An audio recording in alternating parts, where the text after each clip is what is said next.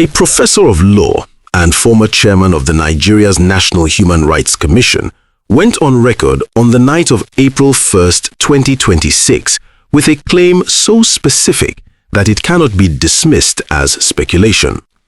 Professor Chidi Anselm Odinkalu, one of Nigeria's most respected legal scholars and institutional accountability advocates, posted on X that INEC's statement delisting David Mark and Ralph Aregbesola from the ADC portal had followed a meeting involving senior INEC leaders, the Presidency, the Court of Appeal, and the Federal High Court within the previous 60 hours. And then he said something that changed the entire framing of this crisis. He alleged that INEC Chairman Professor Joash Amupitan had signed a resignation letter as a precondition for his appointment, and that the threat of releasing that letter was what compelled him to issue the derecognition statement. Odinkalu's exact words: "I have it on the most impeccable authority that there is a pre-signed resignation letter by Chairman Amupitan. It was a precondition for his appointment. Ultimately, that had to be called in aid by those who persuaded him to issue this release. The threat of releasing it did the magic." While everyone is debating whether the ADC-INEC crisis is a legal dispute or a political demolition job, nobody is doing what AFRONEWSHQ is doing today, laying out every piece of documented evidence on the table in sequence and letting you assess whether what has happened to Nigeria's primary opposition coalition is the rule of law or the rule of power. Most channels will give you the headline. We give you the architecture behind it. If you have never been here before, you just found Nigeria's most analytical political channel. Subscribe, because what comes next in this video is the part they hope you never piece together. What the ADC has put on the public record. The ADC has not merely alleged interference in political speeches, it has cited specific documents and challenged INEC publicly on the basis of those documents. Here is what the party has formally placed before the Nigerian public. On July 29, 2025, the ADC held a National Executive Committee meeting. INEC was present. INEC deployed officials to monitor that meeting. INEC documented the proceedings. INEC received formal reports from its own field officers. The ADC states, and has not been contradicted on this specific factual claim, that the outcome of that meeting, including the dissolution of the previous National Working Committee and the emergence of the David Mark-led NWC, was formally communicated to INEC. INEC received it, verified it, and on September 9, 2025, officially uploaded and recognized the David Mark-led NWC on its portal. There was at that point, in the ADC's words, no dispute, no objection, and no ambiguity. The ADC's National Publicity Secretary, Bolaji Abdullahi, then stated in a formal release backed by what the party described as certified INEC records, attendance logs, monitoring reports, and excerpts from the Commission's own sworn affidavit. The same Commission that monitored, documented, recognized, and swore to an affidavit confirming the ADC leadership is now acting in a way that contradicts its earlier position. That sentence is the most analytically important sentence in this entire dispute, because it is not an allegation about Tinubu's motives. It is a statement about INEC's own documented conduct and the contradiction between what INEC swore to in an affidavit and what INEC subsequently did on April 1, 2026. The timeline that the ADC says makes the case. The ADC's formal account of the timeline is specific and has not been publicly refuted point by point. On July 29, 2025, INEC monitored the NEC meeting. On September 9, 2025, INEC uploaded the Mark-led NWC to its portal. On September 2, 2025, Nephew Bala Gombe had already filed his Federal High Court suit 7 days before INEC made the upload. INEC therefore uploaded the Mark-led names with full knowledge that a court action had been filed. Then, on March 30, 2026, Kwankwaso formally defected to the ADC at a massive rally in Kano. The Peter Obi Media Office specifically named this event as the tipping point. The tipping point came at the ADC's massive rally in Kano on March 30, 2026, where Kwankwaso officially joined the ADC. In a desperate move, the government manipulated INEC to reinterpret an appeal court ruling leading to the delisting of the ADC's leadership. Then, on March 31, INEC held its internal meeting and decided to act. On April 1, INEC made the announcement. The Court of Appeal ruling it cited as justification had been delivered on March 12, 19 days earlier. INEC had 19 days in which it could have acted. It acted on day 19, 48 hours after Kwankwaso's defection. July 29, 2025, ADC NEC meeting, INEC present, David Mark leadership produced. September 2, 2025, Gombe files FHC suit. September 9, 2025, INEC uploads Mark-led NWC to portal. March 12, 2026, Court of Appeal ruling. March 30, 2026, Kwankwaso defects to ADC at Kano rally. March 31, 2026, INEC internal meeting. April 1, 2026, INEC derecognition announcement. 19-day gap between court ruling and INEC's action. 48-hour gap between Kwankwaso's defection and INEC's announcement. All dates confirmed across multiple news sources. The ADC cites documentary evidence including INEC's own sworn affidavit. That affidavit confirmed the David Mark leadership. INEC has not publicly addressed the contradiction between that affidavit and its April 1 statement.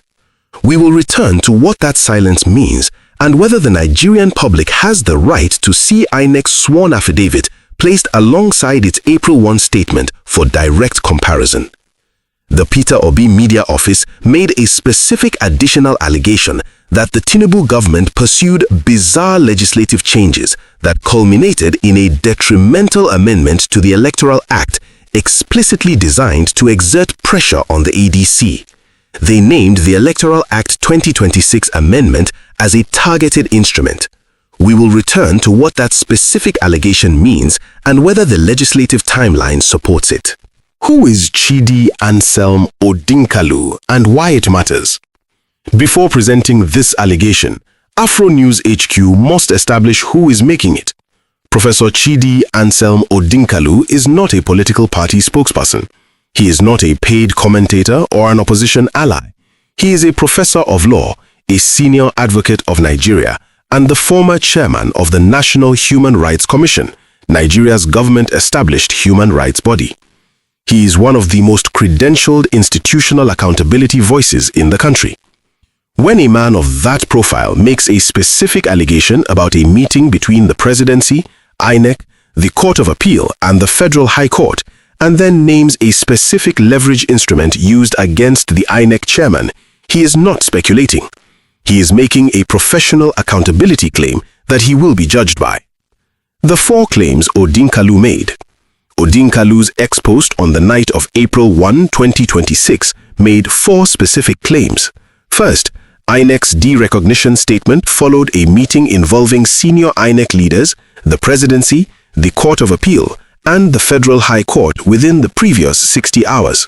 Second, there exists a pre-signed resignation letter by INEC Chairman Professor Amupitan. It was a precondition for his appointment. Ultimately, that had to be called in aid by those who persuaded him to issue this release. The threat of releasing it did the magic. Verified. Odinkalu post, April 1, 2026.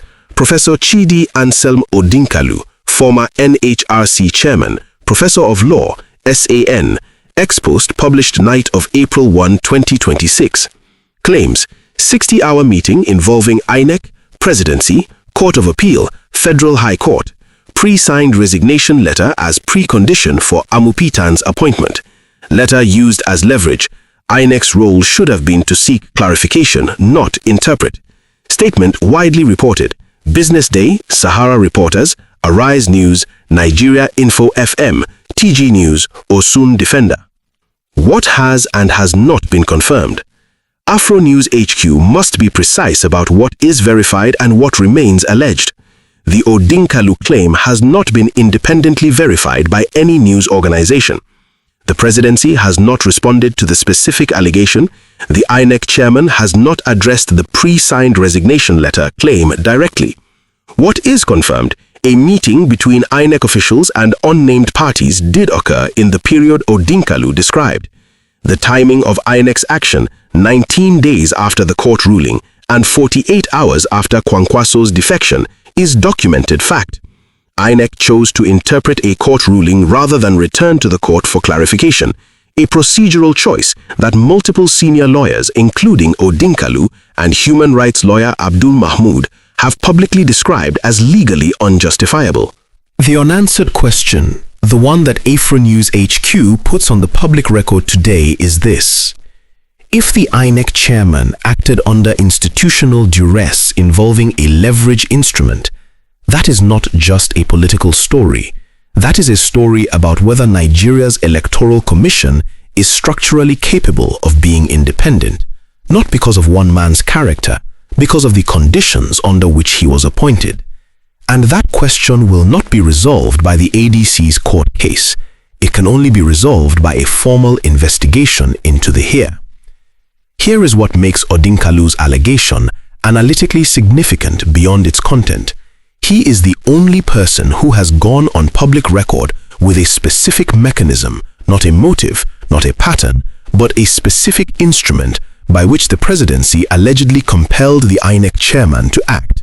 A pre-signed resignation letter as a precondition for appointment is a specific, verifiable claim. Either such a letter exists or it does not. Either Amupitan's appointment was conditional on such a letter or it was not. That is not a question that can be answered by press conferences or political statements. It is a question that demands a formal institutional investigation, and the fact that no such investigation has been called for by the National Assembly, despite this claim being on the public record for over a week, is itself a signal worth noting. What the APC and INEC have said. INEC Chairman Amupitan has consistently maintained that the Commission's actions were guided strictly by the need to avoid actions that could complicate ongoing litigation. Quote, if the David Mark faction of the ADC are saying that INEC has taken sides, it is not true, he said in a televised interview. INEC's formal position, it was following a Court of Appeal order to maintain the status quo ante bellum.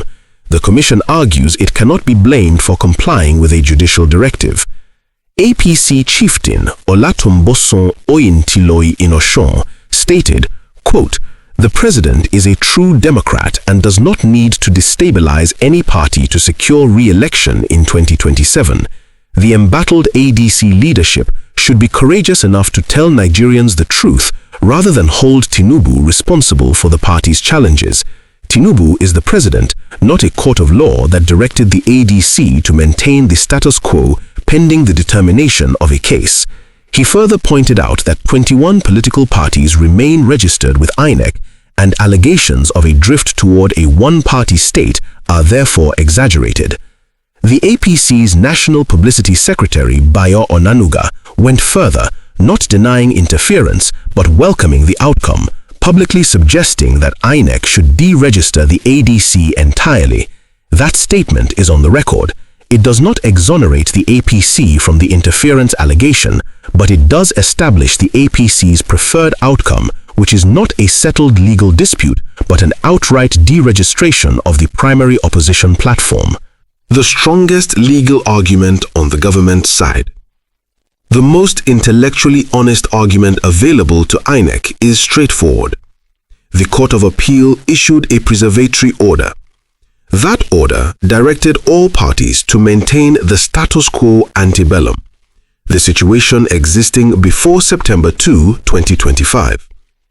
Since the Mark-led NWC names were only uploaded to INEC's portal on September 9, 2025, after the suit was filed, the pre-September 2 position means those names should not be on the portal. INEC's obligation under Section 225 of the Constitution is to maintain the register in accordance with court orders. It complied. That argument is technically defensible. What it does not address is why 19 days? What does the 60-hour meeting sequence Odinkalu described signify? Why did INEC not return to the court for clarification of the ruling's specific meaning, as multiple senior lawyers said it should have? And why did INEC simultaneously refuse to recognize Gombe, the very person whose petition triggered the court action, as acting chairman? If INEC was simply following the court's direction, the logical outcome would have been to revert to the pre-Mark position, which some legal analysts argue means recognizing Gombe's prior claim. INEC did neither. It produced a vacuum, and the vacuum benefits one party, the APC. Here is the counterintuitive finding that both the ADC and its critics have avoided stating plainly. The strongest evidence that Tinubu's political team directed this action is not the timing or the meeting or even the pre-signed resignation letter allegation. It is the APC's own public reaction. When Kayamu told the ADC to thank INEC for timely derecognition, and when Onanuga called for the ADC to be deregistered entirely, the APC was not expressing neutral satisfaction with a legal process. It was celebrating a political outcome. Innocent bystanders do not celebrate, they observe. The APC's public triumphalism in response to INEC's administrative action is the most revealing evidence of the relationship between the two that has appeared in the public record. How the ADC became a target. Dele Momodu, an ADC chieftain who has been one of the most candid voices inside the coalition, stated on Arise Television, "The APC, proud of its power, tried to create problems in all the main opposition parties. The APC first let the ADC stay out of it, hoping that Peter Obi, Atiku Abubakar, and Kwankwaso would never team up together. It was a miscalculation." That statement describes a strategy that began before the ADC became the target. The strategy was to keep the opposition fragmented across PDP, Labour Party, and NNPP. While that worked, the ADC was irrelevant. When the ADC became the platform that unified those three streams, it became a threat. And when Kwankwaso, who controlled Kano, Nigeria's second largest voter registration state, formally joined on March 30, 2023, the coalition crossed a threshold that the APC's 2027 political machine could not ignore. The Electoral Act 2026 Amendment, a targeted instrument? The Peter Obi Media Office made a specific allegation that has received less analytical attention than it deserves. They alleged that the Tinubu government pursued bizarre legislative changes that culminated in a detrimental amendment to the Electoral Act, explicitly designed to exert pressure on the ADC and undermine Obi's presidential ambitions. The Electoral Act 2026 is the same statute that contains sections 83(5) and 83(6), the provisions that prohibit courts from hearing internal party disputes and from granting injunctions in such matters. If those provisions are valid, the entire court case against the ADC was jurisdictionally void from the start. But they were inserted into the Electoral Act 2026, an act passed during Tinubu's presidency. If those provisions were designed to prohibit court interference in party affairs, and those same provisions are now being weaponized against the ADC through a court action that should be void under them, then the legal architecture of this crisis is more complex than either side has publicly acknowledged. What the Obi Media Office is alleging is that the Electoral Act amendments were made with the specific intention of creating legal uncertainty around the ADC's platform. Whether that allegation is accurate requires an examination of the legislative record of the Electoral Act 2026's amendment process that AFRONEWSHQ is placing on the public agenda. If those amendments were proposed by APC legislators at specific moments in the coalition's assembly timeline, the case for legislative targeting becomes substantially stronger. The pattern across multiple opposition parties. The ADC crisis does not exist in isolation. The PDP, the Labour Party, and the NNPP have all experienced internal crises during the same political period. The PDP's Atiku Wike fracture of 2023 destroyed the PDP's South-South coalition and delivered Wike to Tinubu's cabinet. The Labour Party's Julius Abure faction created months of organizational paralysis for Peter Obi's political base. The NNPP's internal dynamics contributed to Kwankwaso's eventual departure to the ADC. David Mark stated publicly on a press conference April 2, "The APC, with 90% of the National Assembly and over 30 of Nigeria's 36 governors, what are they afraid of? If you are convinced that you have done well for the people who voted for you, why are you afraid of a free, fair, and transparent electoral contest?" That question is rhetorically powerful, but it also contains the analytical answer. A ruling party that controls 30 governors and 90% of the legislature does not need to fear the opposition for reasons of policy. It fears the opposition for reasons of accountability, specifically the accountability that comes with a competitive election whose results cannot be predetermined through institutional management. Now, if what I just told you surprises you, drop a comment below.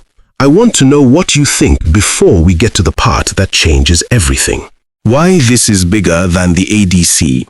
If Professor Odinkalu's allegation is accurate, if INEC chairmen in Nigeria are appointed on the condition of a pre-signed resignation letter that gives the appointing authority a permanent level of control over their decisions, then the independence of INEC is not a matter of the individual character of its chairmen. It is structurally impossible. And a structurally compromised INEC does not just affect the ADC. It affects every Nigerian who will vote in 2027 and every candidate of every party, including within the APC. David Mark said it directly to Tinubu's face in public. With 90% of the National Assembly and over 30 of Nigeria's 36 governors in the APC, President Tinubu, what are you afraid of? The answer, if the allegation is accurate, is not the ADC's candidates. It is the precedent. A president who wins a second term with a pre-signed resignation letter in his pocket over the INEC chairman does not just win an election. He acquires the institutional machinery to never lose another one. That is not a statement about Tinubu personally. It is a statement about what any future president of any party would inherit if this precedent is established and normalized. The voter revalidation dimension. One more instrument, the ADC, the Kwankwasia movement, and civil society organizations have publicly connected to the broader institutional pattern, INEC's announced voter revalidation exercise ahead of 2027. Under this exercise, existing registered voters must revalidate their credentials. Yaga Africa's executive director, Samson Itodo, described it as good policy at a dangerous time. The timing of the exercise is deeply problematic. As of this moment, the framework, scope, procedures, and implications are unknown to the public. Former House of Representatives member and ADC chieftain Farah Dagogo was more direct. In a country with about 100 million voters, this could lead to widespread disenfranchisement, especially among the most marginalized who may find it difficult to comply. In a country where internal displacement due to insecurity has affected millions, predominantly in northern states that are the ADC coalition's core electoral base, a revalidation exercise that requires physical presence at registration points is not a neutral administrative process. It is a demographic filter, and the populations most likely to be filtered out are the populations most likely to vote against the incumbent. What a 2027 election administered by a compromised INEC produces. An election administered by a commission whose chairman was appointed under conditions of institutional leverage, whose derecognition of the primary opposition platform followed a 60-hour meeting with the presidency, and whose voter revalidation exercise disproportionately burdens opposition-leaning populations, is not a democratic election in any meaningful term of the term. It is a managed succession exercise dressed in the procedural clothing of an election. The consequence is not merely political. A tenable second term secured under those conditions and subsequently reported internationally as such begins with an international delegitimization problem that affects Nigeria's sovereign bond ratings, its AGOA trade preferences, its access to IMF facilities, and its moral authority within ECOWAS to call out democratic backsliding in neighboring states. The cost of a managed election is not borne only by the opposition, it is borne by every Nigerian whose quality of life depends on the stability and international credibility of their country's governance. The most revealing reaction to the entire ADC crisis came from former APC Deputy National Publicity Secretary, Timi Frank, who is himself a critic of the current APC leadership. APC and INEC's illegal action against ADC will set Nigeria on fire. That statement, from a man inside the ruling party's tradition, is not opposition rhetoric. It is a warning from someone who understands the APC's internal playbook and is publicly alarmed by where it is going. When insiders warn publicly of fire, the analytical question is not whether they are exaggerating, it is why they feel the need to warn at all. What must happen next for democratic accountability? First, the National Assembly must exercise its constitutional oversight powers and call both INEC and the Presidency to account on three specific questions. Was INEC Chairman Amupitan's appointment conditional on a pre-signed resignation letter? Who attended the meeting in the 60 hours before INEC's April 1 statement, and what was discussed? Why did INEC wait 19 days to act on a March 12 court ruling and choose to act 48 hours after Kwankwaso's defection? Third, the Federal High Court must rule with urgency on the ADC's Section 83 jurisdictional challenge. If that ruling finds that the court proceedings against the ADC were void from the start, every subsequent action built on those proceedings, including the Court of Appeal order and INEC's derecognition, collapses. That ruling is the single most consequential institutional decision currently pending in Nigerian democratic life. The documentary evidence the ADC has placed on the public record, certified INEC records, attendance logs, monitoring reports, and INEC's own sworn affidavit describes a commission that formally validated a process it subsequently reversed. That contradiction has not been publicly explained by INEC. Until it is explained, the ADC's characterization of INEC's April 1 action as contradicting its own prior conduct and legal stance stands unrefuted on the public record. This is not a political opinion, it is a documented factual gap that INEC has the obligation to close. The Electoral Act 2026 amendment timeline must be examined.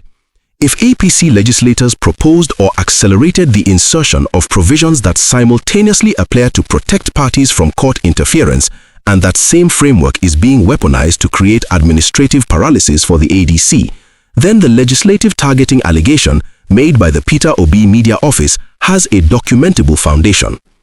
That examination has not happened publicly. The National Assembly has the records. The question is whether any member of the National Assembly has the independence to request them. This channel does not convict institutions or individuals without evidence. AFRONEWSHQ is not a court. What we do is lay out documented facts, verified claims, credentialed allegations, and documented contradictions, and let viewers assess them. Here is what the documented record shows. INEC swore an affidavit confirming the ADC's Mark-led leadership. INEC then reversed that position 48 hours after Kwankwaso's Kano defection. A professor of law and former chairman of the National Human Rights Commission has alleged on the public record that the INEC chairman acted under institutional duress involving a pre-signed resignation letter.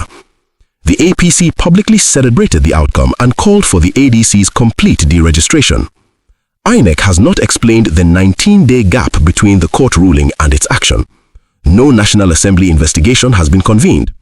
The question is not whether Tinubu personally picked up a phone and called Amupitan. The question is whether the institutional architecture around INEC's appointment, the pre-election legislative amendments, the 60-hour meeting sequence, and the 48-hour action gap are consistent with an independent commission following a court order, or with a managed institutional outcome whose timing was not accidental. The documented record is more consistent with the second description than the first. AFRONEWSHQ states that conclusion plainly on the basis of the evidence that has been placed on the public record, and we challenge everyone watching to find the evidence that contradicts it. We opened with one man's allegation, a professor of law, a former human rights chairman, who said on the record that the INEC chairman signed a pre-resignation letter as a condition of his appointment, and that the threat of releasing it was used to compel the derecognition of Nigeria's primary opposition coalition. That allegation has not been refuted. It has not been investigated. It has not been called before the National Assembly. It sits on the public record, attributed to one of Nigeria's most credentialed institutional accountability voices, unanswered. In a functioning democracy, an allegation of that specificity from a source of that credibility about the conditions under which the head of the Electoral Commission was appointed would produce an immediate formal investigation. Nigeria has not had that investigation. The absence of that investigation is itself a statement about the state of Nigerian democratic accountability. The 2027 election is 9 months away. Every month that passes without accountability for what has been documented here is a month in which the institutional conditions for a managed electoral outcome are hardened rather than reversed. Test this analysis. Find the documents. Find the affidavit INEC swore. Find the Electoral Act 2026 amendment record. Ask your National Assembly representative why there has been no investigation of the specific credentialed on-the-record allegation of Professor Odinkalu. The answers to those questions are the answers that matter most for what kind of election Nigeria has in 2027. You now know something that most Nigerians watching the news tonight do not know. What you do with it is up to you. Share it, debate it, challenge it. That is how democracies survive. AFRONEWSHQ, Nigeria deserves better analysis. See you in the next one.